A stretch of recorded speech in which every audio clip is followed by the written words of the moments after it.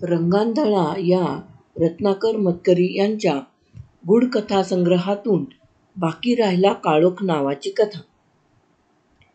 जगात अशी कित्येक गूढं असतात की ती कधीच उलगडता येत नाही. डॉक्टर म्हणाले. पोलीस इन्स्पेक्टर यावर नुसते हसले छद्मीपणाने.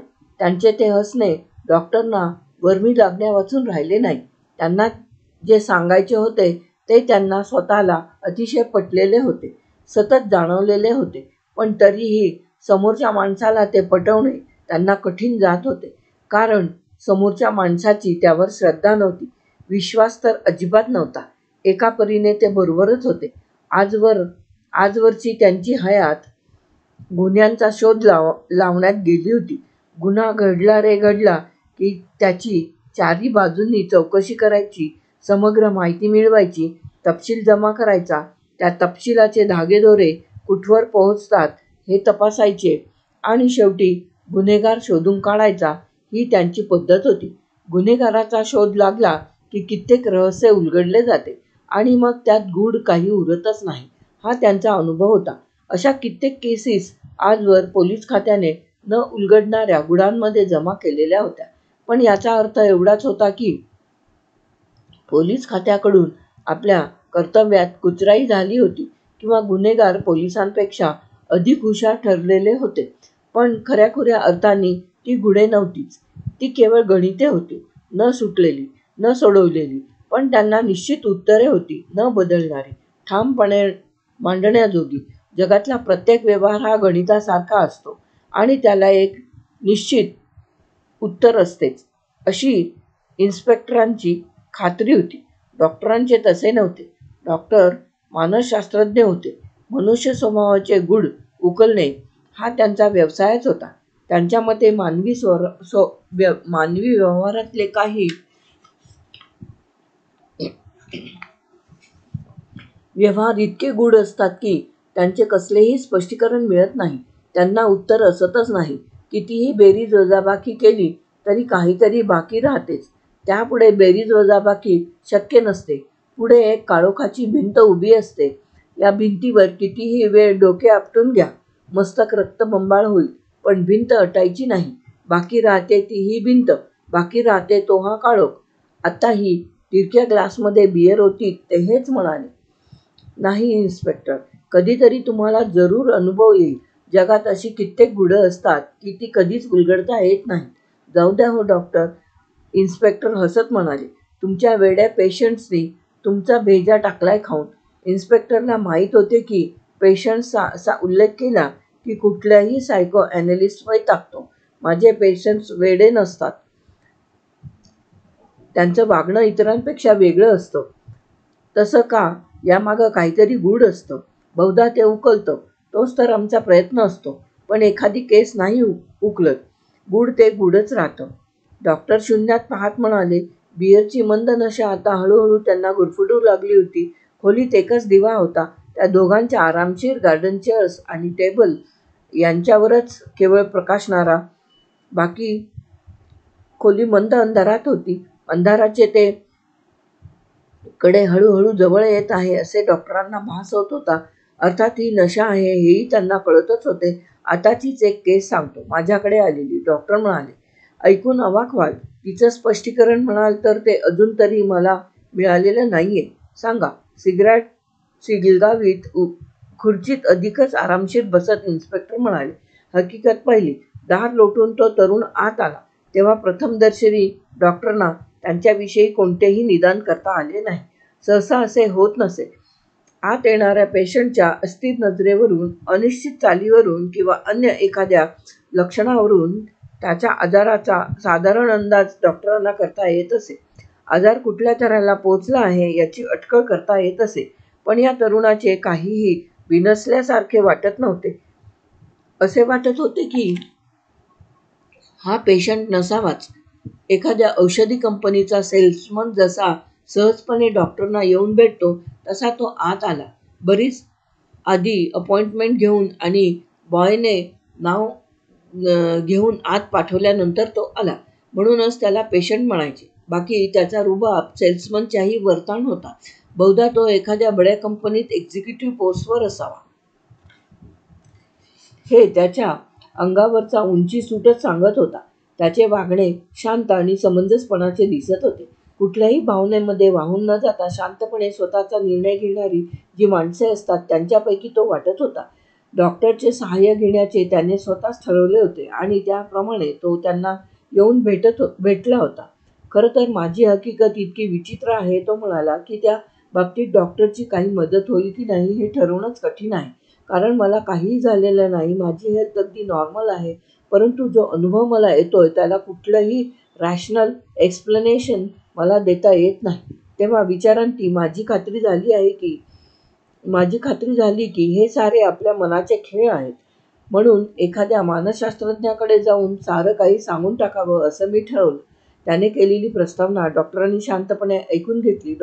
स्वतःच्या परिस्थितीची इतकी स्वच्छ कल्पना असलेले पेशंट्स डॉक्टरांकडे क्वचितच येत. त्यामुळे त्यांना त्याच्याविषयी काहीसा आदरच वाटू लागला. ते त्याची हकीकत काळजीपूर्वक ऐकू लागले. अलीकडे मला दुपारची फार झोप येते. त्याच्या हकीकतीची सुरुवात काहीशी हास्यास्पद होती. कितीही प्रयत्न केला तरी झोप आवरत नाही. काहीही कारण नसताना रात्री अगदी पूर्ण झोप झालेली असतानाही झोप येते आणि येते ती अगदी अंगावर चाल करून आल्यासारखी. झोपेची गोळी किंवा अतिरेकी प्रमाणात मद्य घेतल्यावर माणसाचा जसा स्वतःवर ताबाच राहत नाही आणि तो झोपेच्या पूर्ण अधीन होतो, तशीच काहीशी माझी परिस्थिती असते. मग मी माझ्या केबिनचं दार आतून लावून घेतो, दारावरच्या शिपायाला डिस्टर्ब न करण्याविषयी सूचना देतो आणि टेबलवर डोकं ठेवून झोपी जातो. तासाभरानं मला अचानक जाग येते आणि मी उत्साहानं पुन्हा कामाला सुरुवात करतो. ओव्हरवर्क. तुमच्या शरीराला झोपेची गरज आहे. You should consult a physician, doctor म्हणाले. पुढे ऐका ना, मला ही अशी सवय लागली तेव्हा पहिल्यांदा झोप अगदी निर्वेद लागायची. एकही स्वप्न पडत नसे. मेल्यासारखा मी झोपायचो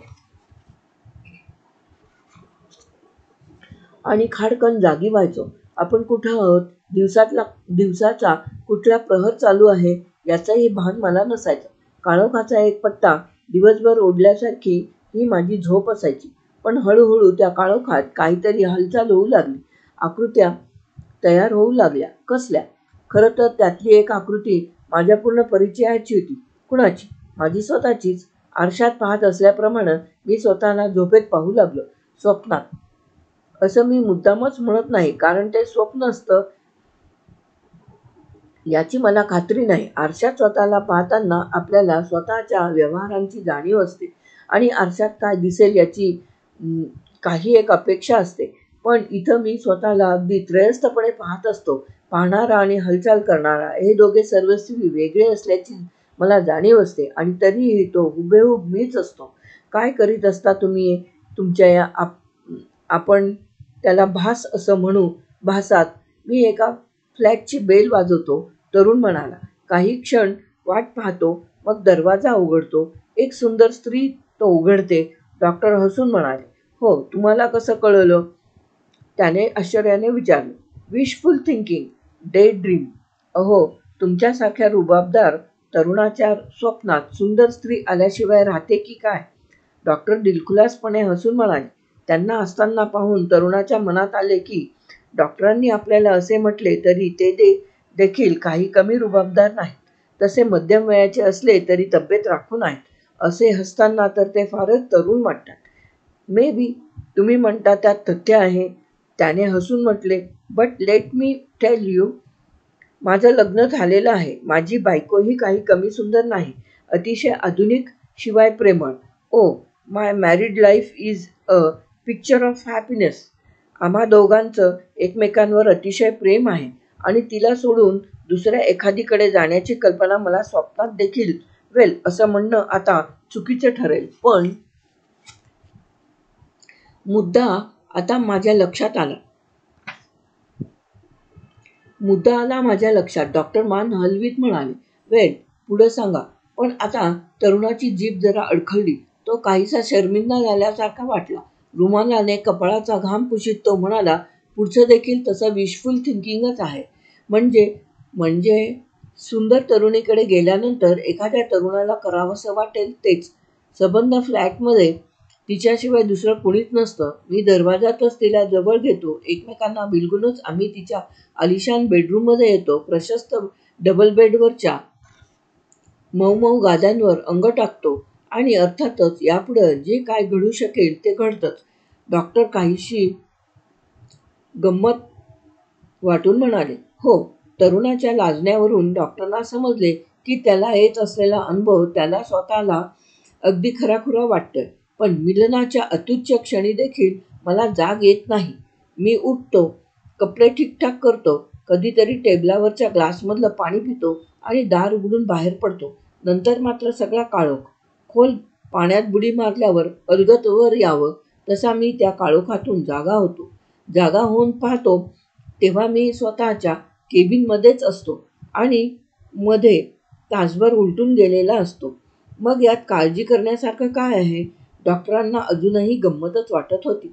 स्वप्नात का होईना, पण एका सुंदर स्त्रीचा सहवास तुम्हाला मिळतो यात वाईट काय? ते स्वप्न असतं तर मलाही त्यात आनंदच वाटला असता डॉक्टर. तरुण सावकाश म्हणाला.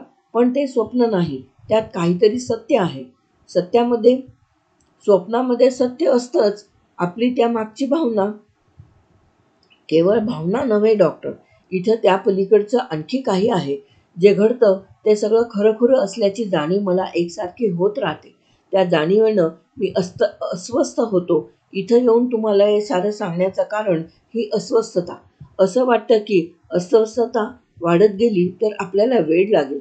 कशामुळे ते सारं खरं वाटतं तुम्हाला? सांगणं कठीण आहे. कारणं बारीकसारीकच आहेत. कारणं बारीकसारीकच आहेत. तो फ्लॅट, ती बेडरूम कुठंतरी पाहिल्यासारखी वाटते. ती तरुण स्त्रीसुद्धा. त्याचं स्पष्टीकरण साधं आहे. तो फ्लॅट तुमचा स्वतःचाच आहे. ती बेडरूम तुमची स्वतःचीच आहे. फक्त ओळखीच्या गोष्टी स्वप्नात वेगळा आकार घेतात. तसं इथं झालंय. आणि ती स्त्री, ती नक्कीच माझी स्वतःची बायको नाही. तिचा चेहरा वेगळा आहे. खरं म्हणजे तो कसा आहे हे मला सांगता येणार नाही. त्यावेळेसही ते कळत नाही. मात्र त्याचं सौंदर्य जाणवतं. तरीही तो नेमका दिसत नाही. एखाद्या धूसर आवरणातून दिसावा तसा दिसतो. हे स्वप्नच आहे. डॉक्टर ठामपणे म्हणाले. सत्याचा त्यात कणही नाही. तुम्हीच सांगा. बंद केबिनमधून तुम्ही उठून जाता आणि परत येता हे कुणाला खरं वाटेल?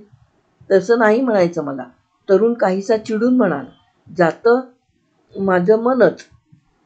सूक्ष्म रूपानं मनाला असं जाता येतं आणि नंतर शरीराचा आकारही धारण करता येतो असं कुठं कुठं वाचलंय मी. काहीतरी वाचता तुम्ही लोक आणि त्यावर विश्वास ठेवता. डॉक्टर त्याची थिअरी धुडकावून म्हणाले. पण त्यांच्या मनात आले, ही हकीकत एकदा डॉक्टरना सांगायला हवी. काय स्पष्टीकरण देतात बघूया. मी देखील ते स्वप्न मानलं असतं डॉक्टर. काहीशा अनिच्छेनं तरुण पुढे म्हणाला. पण एक गोष्ट अत्यंत सत्य असते. मी जागा होतो तेव्हाची माझ्या शरीराची अवस्था. खरोखरीच रतिसूख मिळाल्यानंतरची ती अवस्था असते. हेही असत्य. तुमची केस विचार करण्याजोगी आहे खरी. डॉक्टर म्हणाले. सत्य आणि स्वप्न यांची ही चमत्कारिक भेसळ आहे. पण काही दिवस असेच जाऊ द्या. आपोआप परिस्थिती निवळेल. तुम्हाला हे भास होणं बंद होईल. नाही डॉक्टर, ते शक्य तेवढ्या लवकर थांबले पाहिजे. नाहीतर माझी धडगत नाही. तो तरुण आवेगानं बोलत होता. मगाचा त्याचा शांतपणा, संयम आता नाहीसा झाला होता. नाहीतर मला धोका आहे. धोका? धोका कसला? कोण जाणे कसला? कदाचित जीवाचाही. कसला ते नेमकं कळत नाही पण जाणवतो. पण कुठून धोका आहे? चाललाय हा सगळा प्रकार दिवसेंदिवस वाढत चालला आहे. पहिल्यांदा आमची सलगी बरीच आटोक्यात होती. नंतर क्रमाक्रमानं पुढची पायरी गाठत आम्ही आता शेवटपर्यंत मजल मारली आहे. पण हे असं फार काळ चालणार नाही. मला वाटतं तिच्या नवऱ्याला हे कळलं आहे. काय म्हणालात? हो, तिच्या नवऱ्याला. त्याला संशय आलाय असं तीच म्हणत होती. पण हे कसं शक्य आहे?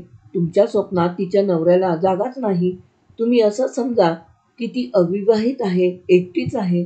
मी लाख समजेन, पण प्रत्यक्षात तसं नाहीये. तिचं लग्न झालंय आणि हा सगळा प्रकार तिच्या नवऱ्याला कळलाय. हे प्रत्यक्ष नाही, हे स्वप्न आहे. तुमच्याच मनानं तिचा नवरा तयार केलाय. कसा दिसतो तो मला सांगा. डॉक्टर त्याच्याकडे रोखून पाहत म्हणाले. तरुणानं क्षणभर नजर वर उचलली तेव्हा दोघांची नजरानजर झाली. तरुणाच्या अंगावर भीतीनं शिरशिरी आली. मी त्याला अजून पाहिलेलं नाही. तो अडखळत म्हणाला. There you are. तो तुम्हाला दिसणारच नाही, कारण तो नाहीच आहे. असला पाहिजे. मला त्याची भीती वाटते, तिलाही वाटते, आणि ही भीती एखाद्या अभद्र सावलीसारखी आम्हा दोघांना गुरफटून टाकत असते. अगदी तुमच्या क्षणी, अगदी सुखाच्या क्षणी देखील. वाटतं कुठल्याही क्षणी तो येईल, आपल्याला त्या अवस्थेत पाहिल, आणि मग मग तो संतापाच्या भरात आपलं काहीही करायला मागं पुढं पाहणार नाही. या साऱ्यातून काहीतरी भयंकर घडणार आहे. भयंकर वाटतं ते अटळच आहे. आज ना उद्या तो येणारच. स्पष्टीकरण अगदी सोपं आहे. डॉक्टर म्हणाले, तुम्ही अत्यंत सद्वर्तनी आहात. तुमचं आपल्या बायकोवर प्रेम आहे. तिला फसवणं हे तुम्हाला पाप वाटतं. स्वप्नात घडणाऱ्या परस्त्रीच्या सहवासानं तुम्हाला अपराधी वाटतं. त्या अपराधाची टोचणी तुमच्या मनाला लागलीये, केसानं टांगलेल्या तलवारीसारखी. ती रात्रंदिवस डोक्यावर आहे. त्या जाणिवेलाच स्वप्नात तुम्ही एका पुरुषाचा आकार दिलाय, तुमचा घात करायला येणाऱ्या माणसाचा. पण हे स्पष्टीकरण देता देताच डॉक्टरांना वाटले की हे फार पुस्तकी स्पष्टीकरण झाले. या प्रकारामध्ये याहून अधिक गुंतागुंत आहे.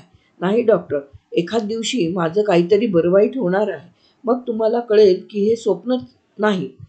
पण तेव्हा फार उशीर झालेला असेल. तरुण कळवळून बोलला. काहीतरी करा डॉक्टर. मला त्याच्यापासून वाचवा. मला व्यभिचार करायचा नाही. त्याच्या बायकोशी संबंध ठेवायचा नाही. पण माझा इलाज चालत नाही. माझ्या हातून ते घडतं. कोण घडवतं कळत नाही. पण घडल्याशिवाय राहत नाही. मात्र तो हे लक्षात घेणार नाही. त्याला ते समजणारच नाही. तो सरळ येईल आणि मला जाणवतं, तो येतोय डॉक्टर, तो येतोय. डॉक्टर तरुणाच्या चेहऱ्याकडे पाहत राहिले. त्याच्या चेहऱ्यावर भीतीची गडद सावली होती. स्वप्नात घाबरून किंचाळणाऱ्या मुलाच्या चेहऱ्यावर असते तशी. काही केल्या ते मूल जागे होत नाही, पण विलक्षण भयाने निथळत राहते. त्या क्षणी ती भीतीत जगत असते. इथे केवळ स्वप्न नव्हते, खरीखुरी भीती होती, खरीखुरी. मी त्याची कशीबशी समजूत घातली. इन्स्पेक्टरचा ग्लास भरीत डॉक्टर म्हणाले, पण त्याचा फारसा उपयोग झाला नाही. म्हणजे काय झालं? आज मला त्याचा फोन आला होता, विलक्षण बेदरल्यासारखा. तो बोलत होता, डॉक्टर, आज आम्ही बिछानात असताना तो दारात येऊन पोचला. त्यानं बेल वाजवली. आम्ही दोघंही दचकलो. त्याच वेळी काळोख झाला, म्हणून मी वाचलो. पण मला माहीत आहे त्यानेच बेल वाजवली. उद्या तो आत आल्याशिवाय राहणार नाही. तो दाराशी येऊन पोचलाय डॉक्टर. काहीतरी करा. तो आत येण्याआधी मला बरं करा. तो आलाय डॉक्टर, तो आलाय. हुंदके दिल्यासारखा तो बोलत होता. पुढचं बोलणं अस्पष्ट झालं. मी फोन खाली ठेवला. इंटरेस्टिंग, क्वाईट इंटरेस्टिंग, इन्स्पेक्टर म्हणाले. पण यात गूढ कुठलं आहे? तुमचा हा पेशंट वरवर कितीही सोबर वाटला तरी वेडा होण्याच्या मार्गावर झपाट्याने चाललाय. सत्य आणि कल्पना याची गल्लत, त्यातून भीती. This is a clear case of unsound mind. एवढं ओळखायला सायको ॲनालिस्टची गरज नाही. Clear case. There is no mystery about it. यात गूढ काही नाही डॉक्टर साहेब. इन्स्पेक्टर खिजवल्यासारखे बोलले. ॲग्रीड. मीही त्याला तेच सांगितलं. जनरल इम्प्रूव्हमेंटसाठी औषधं दिली. काही मेंटल एक्सरसाइजेस सांगितले. पण मध्येच असं काही घडलं की मला हा प्रकार गूढ वाटू लागला. वाटायला लागलं की हे याच्या एकट्याच्या मनाचे खेळ नाहीत. There is something more to it. असं काय घडलं? Strange, something very very strange. फारच विचित्र. हकीकत दुसरी. तो तरुण येऊन गेल्याला 1-2 दिवस झाले असतील नसतील. डॉक्टरांचा फोन घणघणला. रिसेप्शनिस्टने तो घेतला.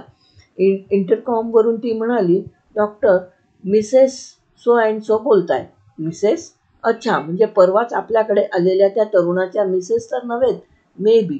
पण तसं काहीच त्या म्हणाल्या नाहीत. त्यांचे मिस्टर आपल्याला येऊन भेटल्याचा उल्लेखही त्यांनी केला नाही. तरीही ती त्याची बायकोच होती हे तिच्या पत्त्यावरून स्पष्ट झाले. अगदी कळवळून ती बोलत होती. डॉक्टरना अगदी तातडीने भेटण्याची तिला उत्कंठा होती. न भेटल्यास जसे काही आभाळ कोसळणार असल्याचा तिचा आविर्भाव होता. डॉक्टरांनी तिला ताबडतोब भेटायचे ठरवले. तिला आपल्याकडे बोलावलेही नाही. स्वतःच तिच्याकडे जाण्याचे कबूल केले, कारण त्या भागात दुपारी त्यांना दुसऱ्या कामासाठी जायचेच होते. तरीही हे तसे शिरस्त्याला धरून नव्हतेच, पण त्या जोडप्याचे घर पाहावे आणि त्यातले कितीसे तिच्या नवऱ्याच्या वर्णनातील घराशी जुळते हे पाहण्याची सुप्त इच्छाही त्यामागे असावी. काही असो, पण डॉक्टर त्या दिवशी दुपारी तिच्याकडे गेले. आलात डॉक्टर? मी तुमची वाटच पाहत होते, ती भारावून म्हणाली. डॉक्टरांच्या मनात आले, नवऱ्याच्या या विचित्र आजारामुळे घरात बापडीला फारच त्रास होत असणार.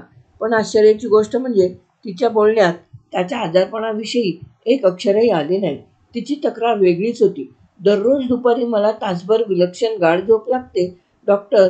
आणि आणि कसं कसं सांगू तुम्हाला? सांगायचं म्हणजे कसं तरीच वाटतं. पण या फ्लॅटची बेल वाजते. मी दरवाजा उघडते.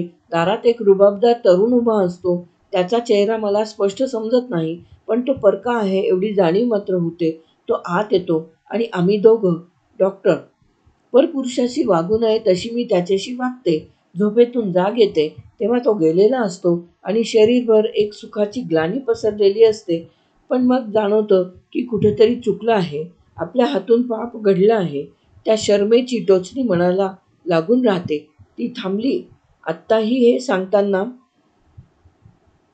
तिचा चेहरा लाजेने लालीलाल झाला होता. तुम्ही म्हणाल हे स्वप्न आहे, पण नाही डॉक्टर, त्यात काहीतरी विलक्षण खरं आहे.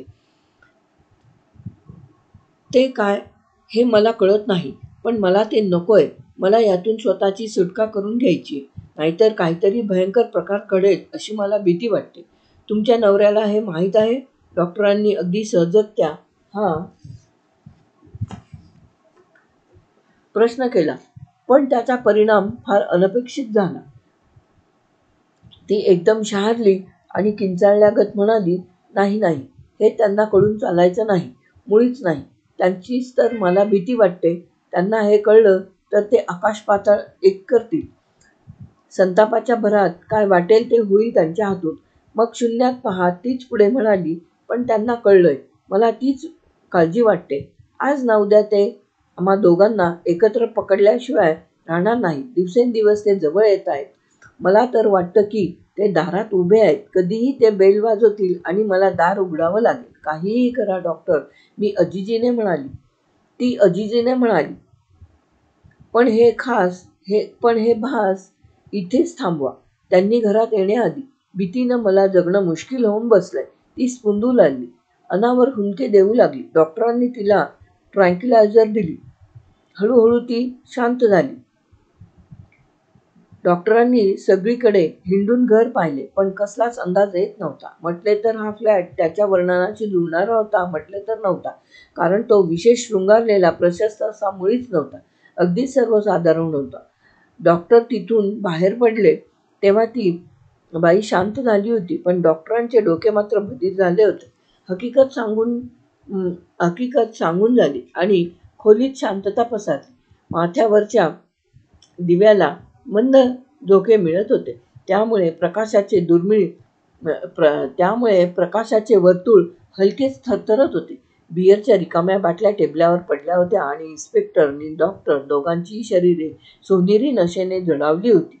वाद घालायचा मूड ओसरला होता. इन्स्पेक्टर नवीन मुद्दे काढायचे थांबले होते, पण डॉक्टरांना त्यांना खिजवावेसे वाटत नव्हते. लवकरच दोघांनी एकमेकांचा निरोप घेतला. बाहेर पावसाची बारीक रिपरिप सुरू होती. इन्स्पेक्टरांनी ओव्हरकोट चढवला आणि ते पावसातून चालू लागले.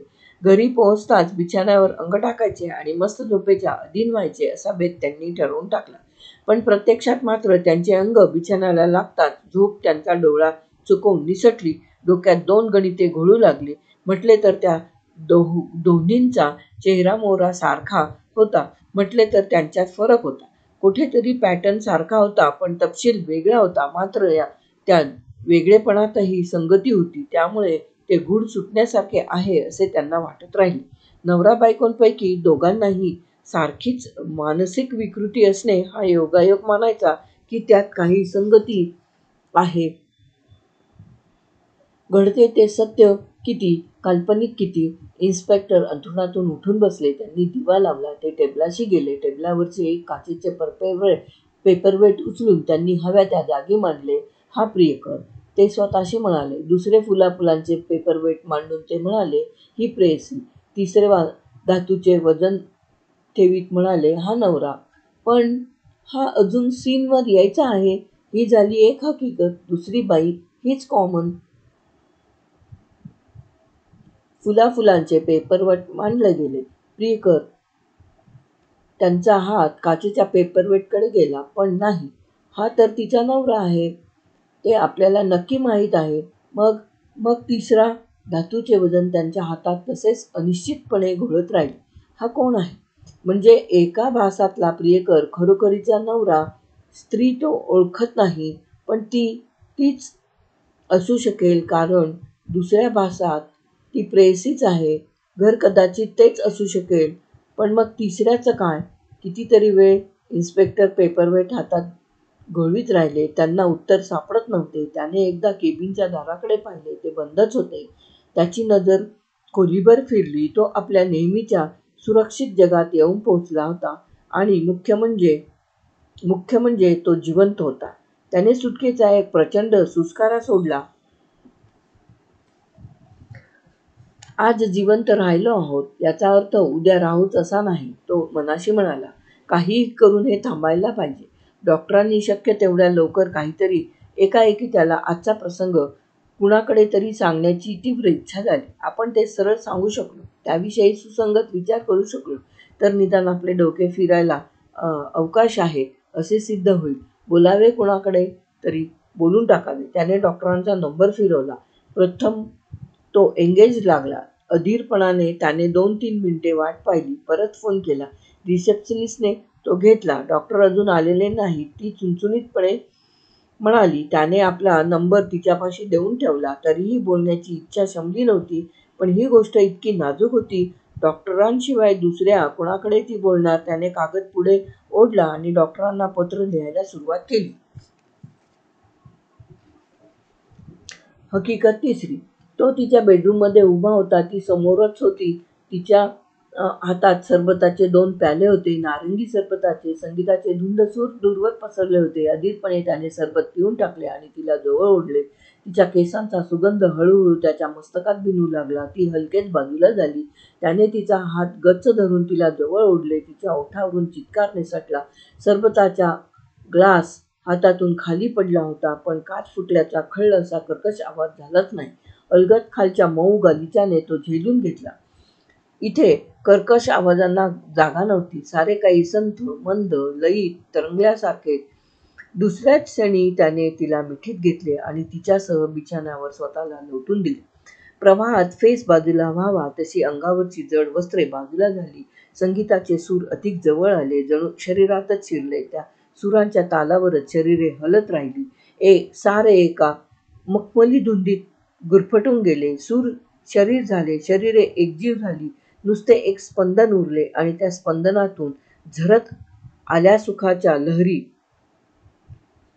पसरत जाणाऱ्या, क्षणोक्षणी रुंदावणाऱ्या, वातावरण व्यापणाऱ्या. आणि याच क्षणी वातावरणातला एक चरा गेला. दोघेही दचकून उठली. एकमेकांपासून विलग झाली. दाराजवळ कोणीतरी आले होते. त्याने बेल वाजवण्यासाठी बेलवर बोट ठेवले होते, पण बेल खणदिशी वाजली नाही. चर असा काहीतरी जळल्यासारखा आवाज करीत ती त्या बोटाखाली तडफडत राहिली. तो आवाज जणू न ऐकताच थेट त्या दोघांच्या मेंदूत शिरला. दोघे निश्चल उभी, अवाक. तिची किंकाळी घशातच गोठलेली. आणि सावकाश दार उघडले गेले. तो दारात उभा होता, एखाद्या अजस्त्र सावलीसारखा. बघता बघता तो दोघांच्या निकट, अगदी निकट येऊन उभा राहिला. येताना त्याचे बूट गालिच्यावर वाजले नाहीत, म्हणून त्याची चाल अधिकच भयप्रद वाटली. क्षणात त्याचा हात खिशात गेला. त्यातून रिव्हॉल्वर बाहेर आले. एकदा, दोनदा, तीनदा ते झाडले गेले. त्याचा उघडा देह बिछाण्यावरून खाली कोसळला. रक्त उसळून गालिच्यावर पसरू लागले. झोपेत किंचाळावे तशी तिच्या ओठांनी हालचाल केली. आवाज उमटला नाही. भीतीने भान हरपून ती बाजूलाच कोसळली. सारे अंधारात विलीन झाले. अंधारातून तरंगत तो जागा झाला. तेव्हा त्याला आश्चर्य वाटले, ते आपण जिवंत असल्याचे. मग हायसे वाटले. तो सारा भास होता. भास. पण हा भास खोटा नसतो. त्यात काहीतरी खरे असते. इथे काय खरे होते? तो गोंधळला. पुन्हा ते सारे मनात शिरू लागले. काहीतरी खरे होते, अतिशय खरे, ओळखीचे. पण काय? आपला मृत्यू. मृत्यू तर खरा नव्हताच, कारण तो जिवंत होता. त्याच्या केसालाही धक्का लागलेला नव्हता. मग तो खून तो कुणाचा झाला, कुणी केला? वर्दी आली तेव्हा इन्स्पेक्टर पोलीस स्टेशनावर होते, टेबलावरच्या पेपरवेटशी खेळत. एकसारखी त्यांची मांडणी बदलीत. त्यांना संगती लागली होती. एकातला नवरा तो दुसऱ्यातला प्रियकर, याच तर्काने एकातला फसलेला तो दुसऱ्यातला फसवणारा हेच आणखी पुढे नेले तर एकातला बळी तो दुसऱ्यातला खुनी. डॉक्टरांनी सांगितलेल्या त्या दोन्ही हकीकती एकत्र येतील तर. केबिनचा दरवाजा लोटून पोलीस आत शिरला तेव्हा तो आपला खून झाला नाही या समाधानात होता.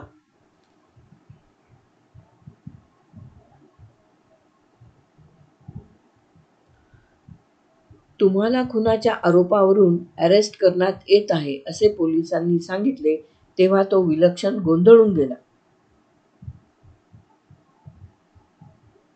तुम्हाला खुनाच्या आरोपावरून अरेस्ट करण्यात येत आहे असे पोलिसांनी सांगितले तेव्हा तो विलक्षण गोंधळून गेला. अर्थातच त्याला आपल्या बायकोला होणाऱ्या भासांची कल्पना